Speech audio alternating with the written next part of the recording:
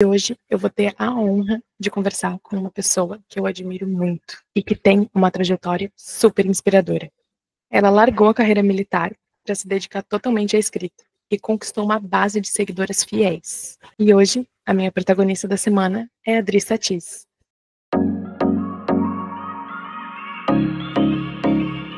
Então, Dri, seja bem-vinda ao Escritas que Ecoam.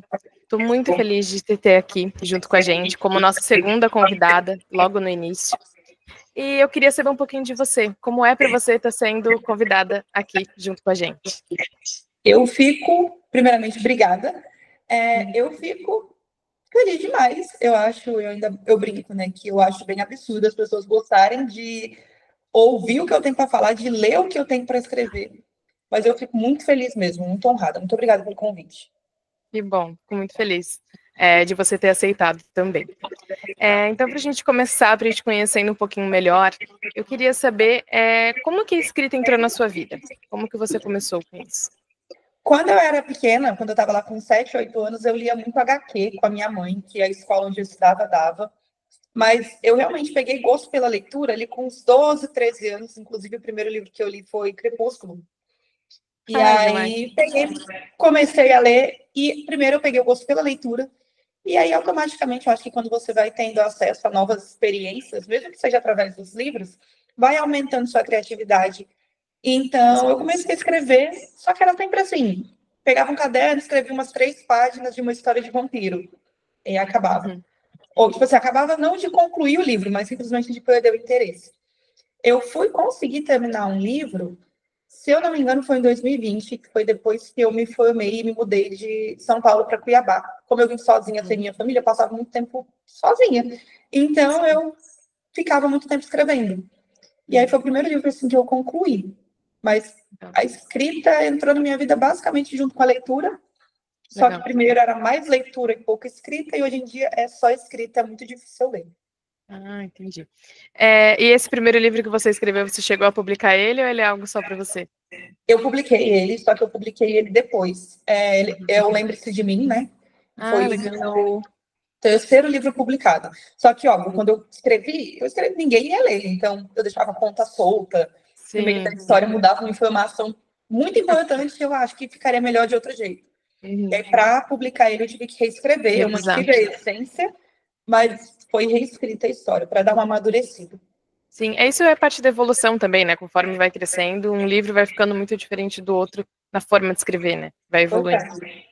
A sua história, ela começou de um jeito bem diferente, que você era sargento da aeronáutica, trabalhou como controladora de voo, que você trouxe um pouco isso para um dos seus livros também, e aí agora você se dedica totalmente à escrita. Como que foi esse momento, essa transição? Como que foi tudo isso para você?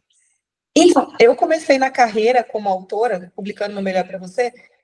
Inclusive, hoje eu falo e eu fico tipo assim, gente, foi Deus na minha vida, que foi uma brincadeira. Eu nunca publiquei assim, pensando em sair e abandonar a carreira militar. Até porque é uma carreira muito boa, você tem estabilidade, você vai ter o seu crescimento ali dentro. Tem uma segurança. Sim, é um concurso. Se você não fizer nada de errado, você tem uma carreira até o final da sua vida, você se aposenta lá. Sim. Então, eu nunca tive pretensão de sair, porque eu achava que não tinha opção melhor, sabe? O que é melhor do que segurança financeira, assim, sabe? Estabilidade. Só que quando eu publiquei o livro, tanto que eu publiquei de brincadeira, o primeiro, o segundo, só que eu fui vendo como que aquilo podia crescer, eu fui vendo que tinha gente realmente interessada em ler o que eu tinha para escrever, porque antes isso era uma hipótese inexistente, eu não pensava... Eu nem imaginava. Quem que vai pegar um livro de, sei lá, quando eu publiquei a primeira vez, no Melhor para Você, ele estava com 600 páginas, eu acho. Quem vai pegar o livro de uma pessoa que nunca ouviu falar na vida, de 600 páginas para ler? Mas quando eu comecei a pensar em abandonar a carreira militar, tanto que eu fiz muita terapia antes de realmente sair, porque na minha cabeça era absurdo. Quem abandona uma carreira militar? Eu estava com 25 anos na época. Como que faz isso? E para uma carreira que as pessoas, muitas não entendem, às vezes não sabem que realmente é algo que pode ter a sua carreira com isso, né? Sim, tanto que a primeira vez que eu comentei com o meu namorado, ele falou, cara, mas você tem certeza? Eu falei, não, claro que eu não tenho certeza. Tô pensando. Comentei com a minha mãe e com meu pai também, a primeira vez eles ficaram meio, tipo assim, acho que a Adriele tá ficando doida. Mas depois eles me apoiaram, hoje em dia eles Meu pai me apoiava muito, minha mãe. Só que a primeira vez é um susto, né? Porque Sim. a minha família nunca teve uma condição financeira boa. E geralmente, né, pelo menos aqui no país, uma família mais pobre pensa em um concurso público para justamente ter Estabilidade. essa estabilidade. E eu consegui passar no concurso e eu estava pensando em sair, meu pai e minha mãe. Pronto, enlouqueceu. A primeira já foi, o neurônio acabou. Mas isso é muito maluco, né? Porque como é uma carreira que a escrita independente como um todo, as pessoas não conhecem muito, né? Conhecem autores que são grandes autores por trás, né? Que tem grandes editoras por trás, mas a escrita independente é um mundo muito grande também. E as pessoas que não têm conhecimento podem achar como se fosse coisa de maluco, mas não é, né? Como você tem tantas mulheres que vivem disso realmente, estão ali trazendo alegria para muitas. Sim, mas a primeira vez que eu pensei, eu falei, cara, não é possível, porque eu via que tinha gente que conseguia, só que aquele pensamento, né? Tal pessoa conseguiu, mas eu não sei se eu consigo. Sim. Então eu demorei eu fiquei conciliando a aeronáutica com a escrita de janeiro de 2023, janeiro de 2023 até outubro de 2024. Então foi quase 2 anos. 2 anos. Para eu realmente ver que, tipo assim, não é loucura. É arriscado, obviamente é mais arriscado, porque é uma inconstante, Sim. mas não é maluquice. Se você se esforçar, dá certo. Eu consigo fazer isso, né? Aquele sentimento de poder fazer. E nesse período você publicou quantos livros? Desde de janeiro? Foram 6 livros e um conto. Legal. É legal. E pensando todo o seu processo, né? Seu primeiro livro e o seu último lançamento, que foi agora em março. O que você acha que mais mudou no seu processo entre eles, né? O que você percebe mais diferente na sua escrita e no seu processo de desenvolver um livro? O processo em si, eu acho que hoje em dia é mais difícil para eu conseguir escrever, porque antes eu escrevia sem pressão nenhuma, justamente porque eu achava que ninguém ia ler. Não tinha que estar bom. Eu tinha que me divertir e acabou. Sim. Hoje em dia eu penso, por exemplo, se eu menciono, não sei, um problema que o personagem passou na infância. Antigamente, se não fosse interessante, se eu não quisesse, eu não precisava trazer ele de volta. Aí hoje em dia eu tenho que pensar, cara, será que isso não vai impactar? Será que isso não é uma ponta solta? Sim. Será que as pessoas vão pensar, se eu for falar de um tema mais sensível, antes ninguém ia ler, eu não precisava aprofundar uma pesquisa nisso, eu podia só escrever de qualquer jeito e já era. Do que pensava, né? Hoje em dia tem alguém que vai ler, alguém pode se inspirar naquilo, alguém pode ser afetado por aquilo. Então tem toda essa pesquisa. Mas antes era mais fácil de escrever, porque não tinha tanta responsabilidade, não tinha tanta expectativa. Sim. Mas hoje em dia eu sinto que eu levo a escrita mais a sério, porque antes era só um hobby, hoje é meu trabalho. Hoje é teu trabalho. Então antes eu deixava de escrever para fazer as coisas que eu julgava mais importante. Hoje em dia a escrita é meu trabalho, então... Prioridade?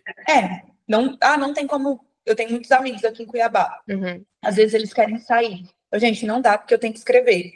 Antes, se eu falasse isso, alguém podia até olhar para eu, tipo assim, pô, vai ficar em casa. Hoje em dia, eu já... Maluca, né? Hoje em dia eles entendem. E também, se alguém olhar para eu vou, cara, você faltaria um turno na torre para poder sair? Não, exatamente. Então eu vou voltar no serviço.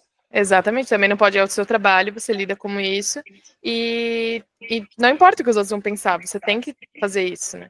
E isso é algo que em muitos trabalhos que são, não só como a escrita, mas trabalhos que são independentes, né? As pessoas podem ter esse julgamento, e na verdade eles não tem nada a ver. como se fosse algo mais, tipo assim, já que você, principalmente acho que quem trabalha em home office, assim, tá em casa, então, a hora que eu quiser chegar, a hora que quiser parar. Sim. Em dezembro, a minha família veio para cá, veio minha mãe e minhas irmãs. E foi a primeira vez das minhas irmãs vindo aqui, né? Eu já moro aqui em Cuiabá vai fazer 6 anos agora no meio do ano. Mas foi a primeira vez que elas vieram. E eu já tinha conversado com elas. Gente, vocês vão estar lá em casa, a gente vai fazer as coisas, mas eu estou trabalhando. Sim. Eu não faltaria um serviço, se fosse um serviço fora, eu não faltaria para ficar recebendo visita. Claro. Então eu vou estar lá, a gente vai fazer as coisas, mas aí tem hora também que eu vou ter que parar para trabalhar. E a minha família é super de boa, eles entendem, eles não ficam de... Enfim. Que bom, né? Já entenderam que esse é o seu processo, como se você estivesse aqui no seu trabalho fixo fora, aqui você trabalhando dentro de casa e é trabalho igual. Né? Sim. Eu acho que é até um pouco mais puxado, né? Porque um trabalho fora, deu a sua hora de ir embora, você vai para casa. Você estando aqui, por receber um e-mail que você tem que responder, vai ser, eu pelo menos, 10 horas da noite, às vezes eu tô respondendo e-mail. Sim, eu também trabalho em casa, então é isso, a gente, né, tá no trabalho o tempo inteiro, parece. Sim, você não vai para casa, porque você trabalha, você vive no seu trabalho. Sim, exatamente. E tem algo que você fazia no começo, para essa parte da pesquisa que agora você faz, que você não faz mais, ou algo que você aprendeu e que mudou um pouco a sua forma de escrever? Acho que eu fazia, que eu não faço mais, não. Eu acho que hoje em dia, acho que eu não fazia e eu faço agora. Que é tipo assim, antes, sei lá, porque antes também não tinha tanta gente para prestar atenção. Por exemplo, quando eu começo um livro, eu só falo que eu estou escrevendo quando eu tenho certeza que a história está fluindo. Legal. Eu comentava com os meus amigos, comecei um livro novo, quando eu não publicava. Comecei um livro novo. Ninguém, eu não tenho amigos que são leitores, no caso. Meu círculo social daqui não tem leitores. Então, eles não tinham tanto interesse, assim, em saber o que era a história. Hoje em dia, como tem um público muito maior, eu só falo que eu comecei um livro, eu só falo sobre o livro quando eu tenho certeza que ele vai fluir. Porque eu tenho certeza que... Tenho certeza não, eu tenho medo de eu acabar prometendo o livro. Vai ser um livro onde, sei lá, o cara é médico e a garota é advogada. E aí o livro não flui. E não aí sai, tá né? todo mundo esperando, eu frustrei a expectativa de todo mundo, aí eu prefiro... Mas isso é uma coisa que eu não faço mais. Legal. É legal isso também, que daí você tem já um processo de que, às vezes, podem ter histórias que, às vezes, o momento delas não é agora, pode ser mais pra frente que você consiga falar. Só que daí não fica aquela cobrança das pessoas também, cadê aquele lá, cadê aquele livro assim, aquele assado? E é uma coisa que acontece muito comigo por conta dos secundários. Às vezes eu escrevo um livro, a pessoa... Porque as leitoras têm isso, né? Às vezes o personagem só apareceu ali na... E quando que vem o livro de fulano? E pra você falar, cara, nem vem. Esse personagem só apareceu aí porque eu precisava de alguém para dar a notícia. Ele não é nem um secundário. Não é nem alguém para ter tanta importância. E aí eu comecei, né, a colocar nos agradecimentos já. Por exemplo, eu escrevi sobre o Mesmo Céu e muita gente queria o livro da Nicole, que é a melhor amiga do protagonista. E eu já deixei lá nos agradecimentos. É bem possível que tenha o livro da Nicole, mas eu não vou te dar previsão de quando vai vir. Então, fica em paz que o livro vem quando Deus quiser. Em algum momento. Eu falo que ele vem em agosto de Deus. Então, tipo, é mais para diminuir um pouco a cobrança, porque eu acho que escrever sobre cobrança é um negócio muito complicado. Sim, ideias eu acho que até atrapalha o fluir, né? A criatividade parece que até pode travar um pouco. Sim. E você tem alguma rotina estruturada para o seu processo de escrita, ou cada livro é um pouquinho diferente? Então, antes eu escrevia no tempo que dava. Porque eu saí da FAB faz 5 meses. Então, antes eu escrevia quando eu não estava na torre. Sim. E aí, o tempo que tinha livre, eu cuidava de toda a demanda. Agora, como eu trabalho só com a escrita, eu priorizo, assim, hoje eu acordei inspirada. Então, hoje eu vou escrever. E o tempo que sobrar, eu cuido das outras coisas. Porque, por exemplo, preencher planilha, eu não preciso estar inspirada. Minha criatividade não tem que estar boa, não tem que estar de bom humor. Só tem que prestar atenção. Acabou. Quando eu estou inspirada, eu dou foco total na parte da escrita. Só que aí, igual eu falei, como eu trabalho em casa, eu trabalho o tempo inteiro, tem coisas que são assuntos pessoais que eu preciso resolver durante o dia.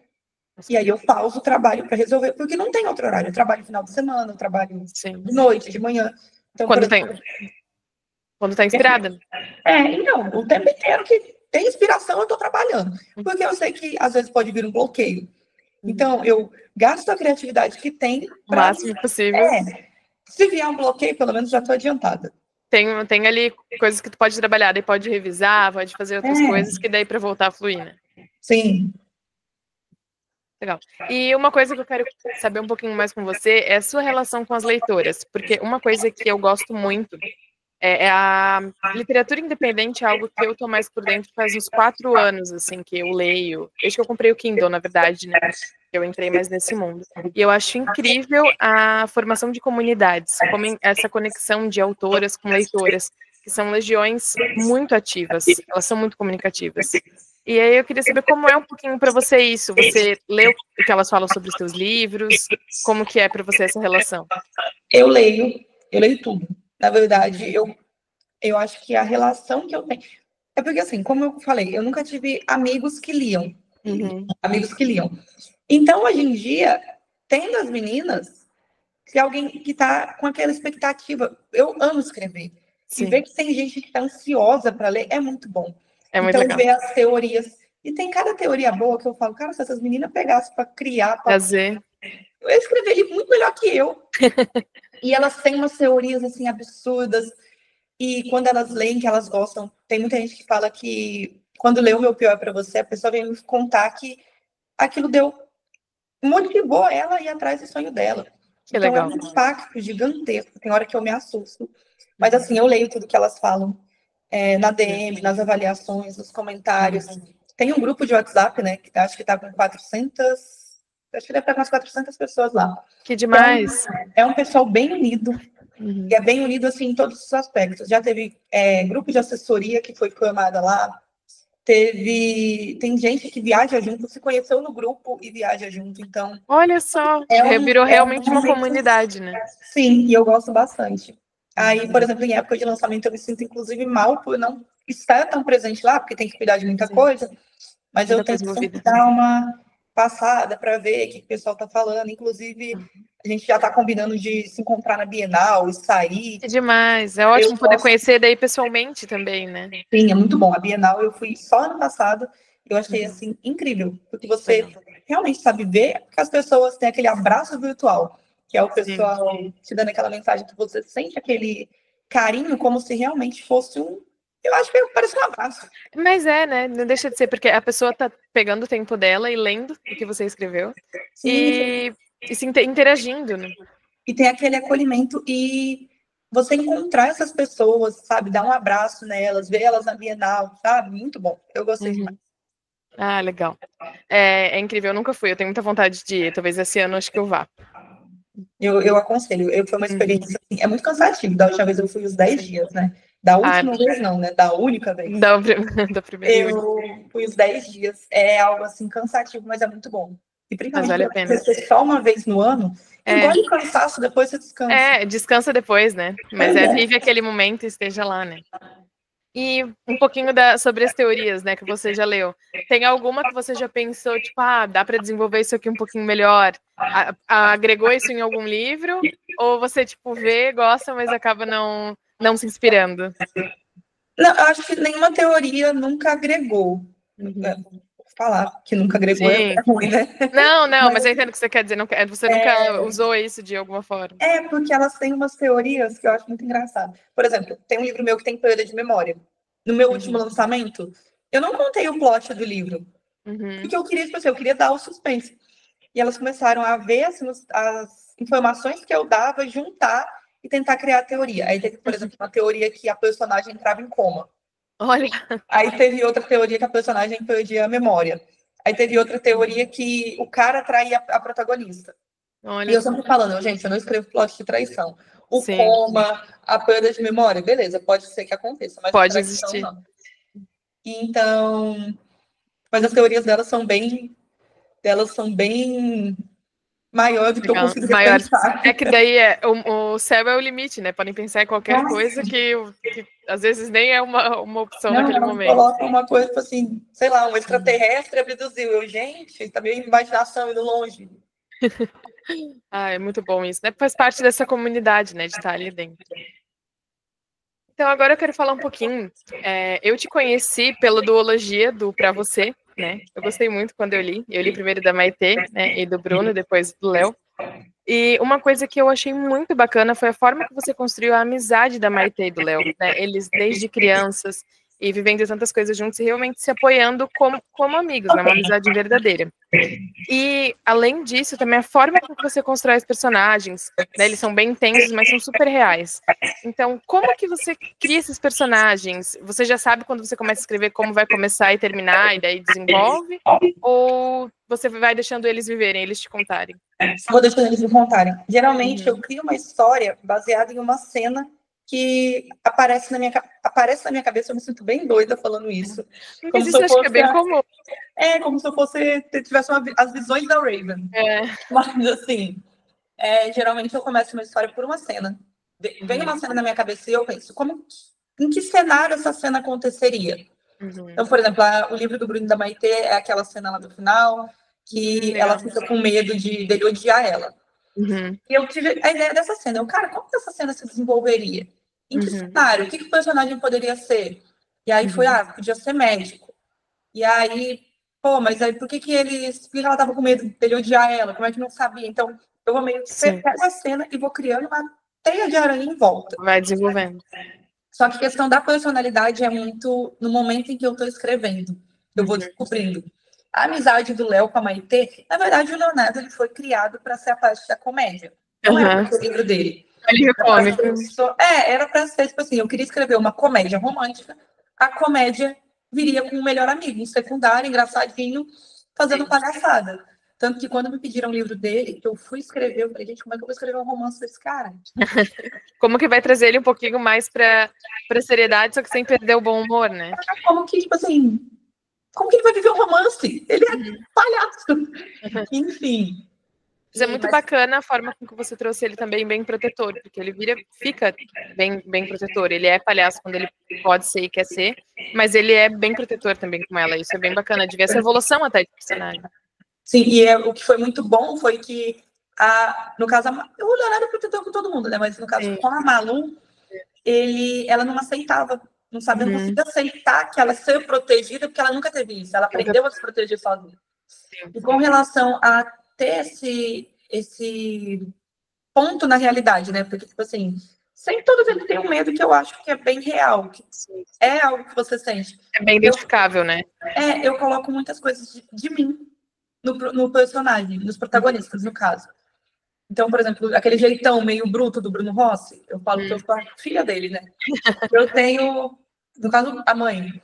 É porque tem aquele ponto ali do Bruno Rossi, mau humor.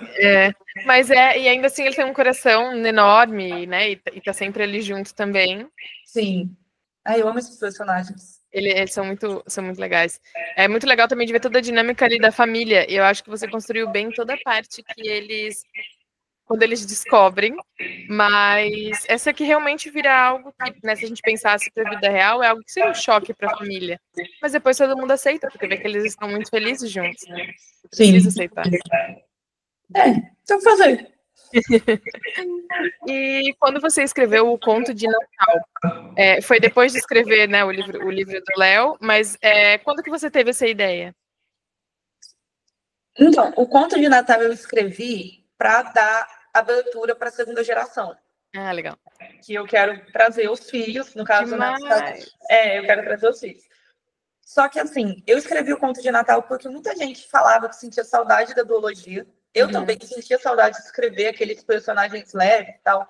Sim. Então, eu escrevi o Conto de Natal para deixar essa abertura, para mostrar... Porque, tipo assim, não que tenha ficado ponta solta, mas, por exemplo, tinha uma gravidez em um dos livros que não falava se era garoto, se era garota, quando que ia nascer. Então, foi meio que para fechar essa ponta solta, dar detalhes sobre o final feliz. E aí, o Conto de Natal foi para isso. E, assim, a segunda geração, eu pensei em escrever ela desde antes de pensar no livro do Leonardo. Demais! Então, eu já tinha ideia, assim, só que, obviamente, depois do livro do Leonardo apareceu mais criança, né? Então, a segunda geração... aumentou. Mas virou uma série.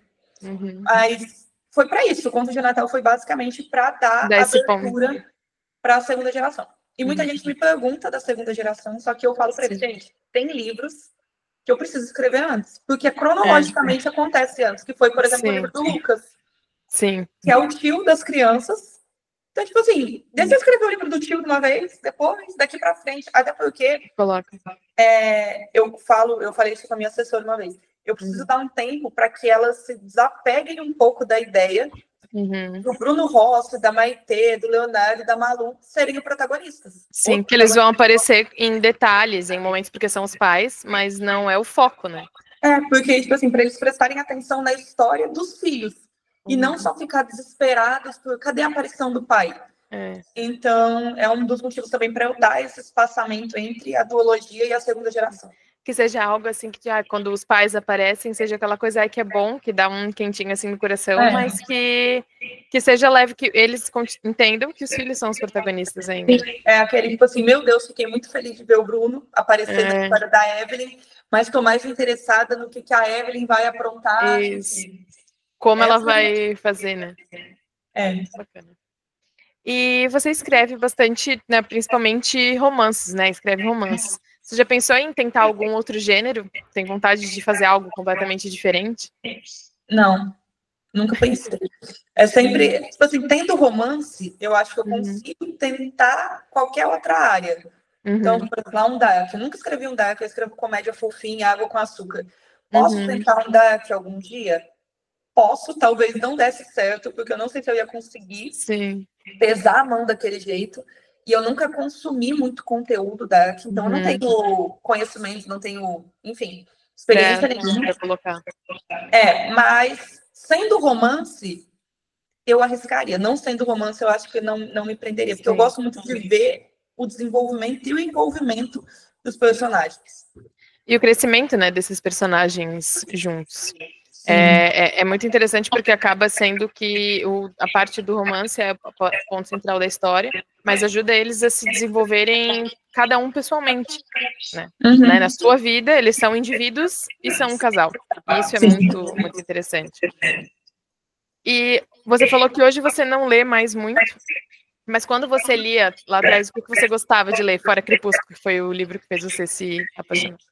Cara, sempre romance. Eu amo, assim, hoje em dia eu falo isso, eu fico, gente, como é que pode, né? Eu pagando a língua. Quando eu era mais nova, eu tinha muito preconceito com a literatura nacional. Eu acho que todo mundo sempre acaba tendo alguma coisa, né? Porque, isso é do Brasil, não é bom. Mas eu acho que a gente tem isso não só com a literatura, né? Com tudo, é filme, vem mudando, eu acho que é um movimento, assim, que tá mudando, mas é algo que tem que melhorar muito ainda. Não, antes era, tipo assim, tudo que é gringo, né, é melhor.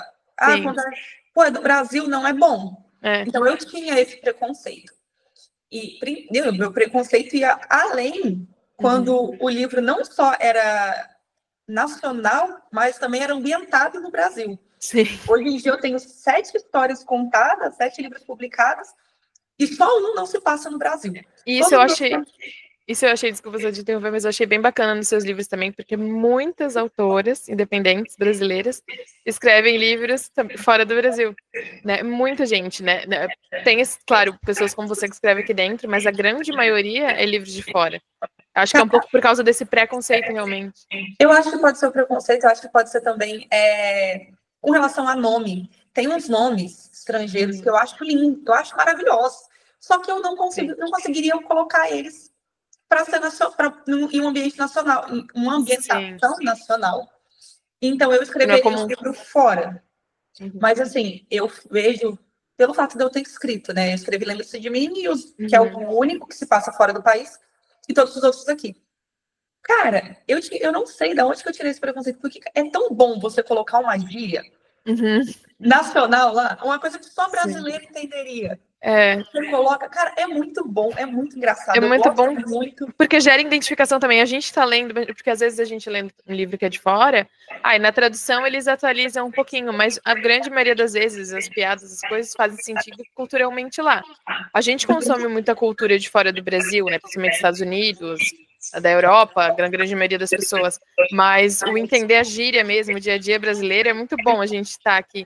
Ou, por exemplo, que você colocou no livro do Léo e da Malu, a cidade pequena, como funciona a cidade pequena no Brasil. E realmente, são coisas muito peculiares daqui. Sim, igual as piadinhas com pão de queijo. Quem que vai entender? Vai ter país que o pessoal nem vai saber o que é o pão de queijo. Exato. A gente vai falar, tipo assim, Minas, pão de queijo, docinho de leite. Acabou. Eu gosto muito dessas piadas aqui nacionais. E você já foi para Minas? Agora fiquei pensando. Não. E por que você escreveu lá? Assim, a família da minha mãe é mineira. Mas eu sempre tive vontade de morar em Minas, tanto que quando eu me formei militar, a minha ideia, quando você se forma, né, você escolhe a localidade para onde você vai ser transferido. E eu queria muito ir para Minas. Só que não abriu vaga para minha turma. Não tinha opção de Confins. Mas eu sempre tive vontade de ir. Nunca fui. Já falei, eu até comentei, né? Pode ser que eu vou para lá, viajar para lá agora no próximo mês. Legal. Lá. E eu estava comentando, né? Pode ser que eu chegue lá e me frustre, porque não é tudo isso que eu imagino, mas na minha cabeça, Belo Horizonte deve ser, tipo assim, uma cidade dos sonhos. Sim. Mas Então, vai chegar lá e vai conhecer, e é muito bacana poder colocar, às vezes, tu vê coisas que tu imagina que realmente existem lá, porque pode acontecer. pois é, mas eu tenho muita vontade de conhecer. Acho que do país, assim, eu não conheço muitos lugares, não. Mas eu acho que Minas, mais precisamente Belo Horizonte, é uma cidade que é a que eu mais tenho vontade de conhecer. Legal. E agora, né, a gente falou um pouquinho dos seus livros que já passaram, mas antes de eu falar um pouquinho dos próximos, eu queria saber, tem algum personagem que é seu preferido, assim, de todos? Cara, é igual escolher filho, né? Imagino. Mas eu acho que é ruim. Mas assim, eu não sei, eu acho que cada livro que eu escrevi me ajudou a passar por um momento. Eu acho que dentre todos, em que eu tenho muito carinho é o Lucas, que foi o que eu escrevi por conta do desligamento da carreira militar, né? Foi um livro que eu escrevi quando eu comecei a pensar nisso. O Lucas, a Maria Luísa, por todo aquele processo dela, né, de sair da cidade pequena, porque eu nasci numa cidade pequena. Eu morava numa cidade que tinha 12 mil habitantes. Então, você sair da cidade desse tamanho para Ir um que é a típica cidade pequena. Tem um apego emocional maior, né? Porque viveram coisas bem parecidas. Sim, mas aí eu tenho também, por exemplo, com a Camila e o Augusto, que eu escrevi esse livro quando eu estava passando por um período de ansiedade muito ruim, eu não queria nem escrever. E eu sempre quis escrever, e antes desse livro eu tinha perdido a vontade, eu queria só ficar deitada, sem fazer nada. Aí eu falei, pensei no livro, falei, vou escrever, só de brincadeira. Sim. Mas acho que eu gosto de todos. Muito bom. Todos são porque cada um é um momento diferente, né? E personalidades muito diferentes. Então acaba, né, se complementando. Eu brinco, né, que eu não teria muita paciência para interagir com o Leonardo. Porque eu sou bem assim, temática, ranzinza. Olha que esse cara fingisse um desmaio perto de mim, eu já ia. Já ia revirar o olho. Fica deitado aí que eu não tenho paciência para isso. Se vira sozinho. Pois é, levanta, ou então fica deitado, se dane. Sim. Bom. E agora falando de próximos projetos, né? Eu sei que você falou que você só conta quando já está desenvolvido. Mas você tem algum outro lançamento esse ano que você já está organizando ou quase organizando? Olha, na minha cabeça, eu teria lançado o meu último livro, era para eu ter lançado ele em dezembro.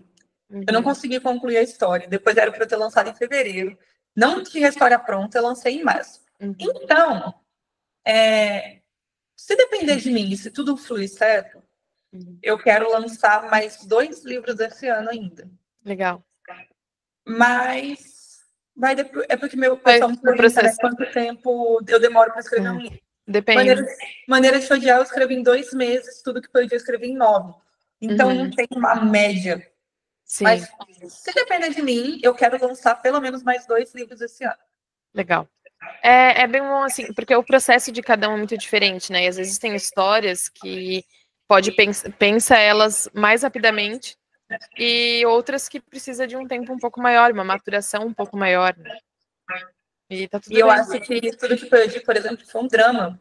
E foi no período que eu tinha perdido meu pai, sabe? Então, passei por muitas coisas no pessoal e ainda escrevendo um drama, um second chance, que você tem que evoluir as coisas um pouco mais. Não tinha a comédia romântica para fazer piadinha, então era só. Tinha alívio cômico, mas era uma história mais intensa. Então, para você desenvolver ela, era uma coisa mais desgastante. Como dessa vez agora eu quero escrever as minhas comédias românticas, bem leve. Sem lágrimas, só risada e palhaçada. Eu espero que sejam histórias mais rápidas, serem desenvolvidas, mais leves. Então, a princípio, 2 lançamentos esse ano. Legal. Muito bom. E antes, né, da gente ir se encaminhando para o fim, eu queria um pouquinho que você desse um conselho para quem estivesse começando agora, para quem quer ser autora independente, né? Um conselho para quem está começando nesse mundo.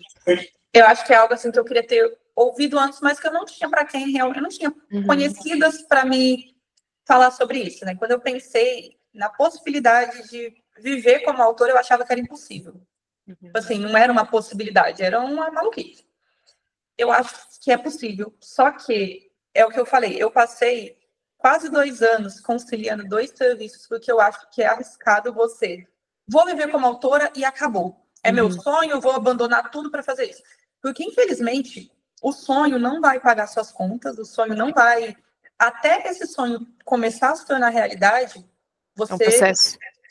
Então, tipo assim, a menos que você tenha ali a sua reserva, vai com calma, vai conciliando, vai dando passos pequenos na direção do que você quer, para você conseguir alcançar lá. Porque é melhor você fazer isso do que você jogar tudo pro alto, se não der certo, se frustrar e precisar abandonar o que você queria. E daí voltar depois a fazer é muito mais difícil, né? Sim, porque você, cara, já deu tudo errado, por que daria certo dessa vez? Então vai devagar, vai com passos pequenos, não se joga com tudo, mas também não desiste na primeira. Você, aconteceu, não tenho dinheiro para investir, não tenho como investir em publicidade. É o que eu falei, meu primeiro livro, o único investimento que eu fiz nele foi comprar a capa, foi meu melhor para você. E eu achava, mas eu não investi porque eu achava que não ia dar em nada, era só investimento, era gasto, que ninguém ia ler.